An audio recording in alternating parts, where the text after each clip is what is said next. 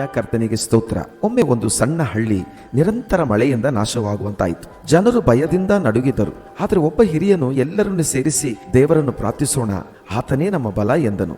ಅವರು ಪ್ರಾರ್ಥಿಸಿದಾಗ ಅವರ ಹೃದಯದಲ್ಲಿ ಶಾಂತಿ ತುಂಬಿತು. ಮಳೆ ನಿಂತ ನಂತರ ಅವರು ದೇವರಿಗೆ ಕೃತಜ್ಞತೆ ಸಲ್ಲಿಸಿದರು. ಕೀರ್ತನೆಗಳು 29:11 ದಾವೀದನು ಈ ರೀತಿಯಾಗಿ ಹೇಳುತ್ತಾನೆ, ಯೆಹೋವನು ತನ್ನ ಜನರಿಗೆ ಬಲವನ್ನು ಕೊಡುವನು, ಯೆಹೋವನು ತನ್ನ ಜನರನ್ನು ಸಮಾಧಾನದಿಂದ ನಡೆಸುವನು. ಪ್ರಿಯರಾದ ದೇವಜನರೇ, ನಮ್ಮ ಜೀವನದಲ್ಲಿಯೂ ಸಹ ಭಯ, ಕಷ್ಟ, ಗೊಂದಲ ಬಂದರು ಯೆಹೋವನು ನಮ್ಮ ಬಲವಾಗಿದ್ದಾನೆ. ಆತನು ನಮ್ಮನ್ನು ಧೈರ್ಯದಿಂದ ಇರಿಸಿ ಒಳಗಿನ ಶಾಂತಿಯನ್ನು ತುಂಬಿಸುತ್ತಾನೆ. ಲೋಕವು ಕೊಡುವ ಶಾಂತಿ ತಾತ್ಕಾಲಿಕ, ಆದರೆ ದೇವರು ಕೊಡುವ ಶಾಂತಿ ಅದು ಶಾಶ್ವತ.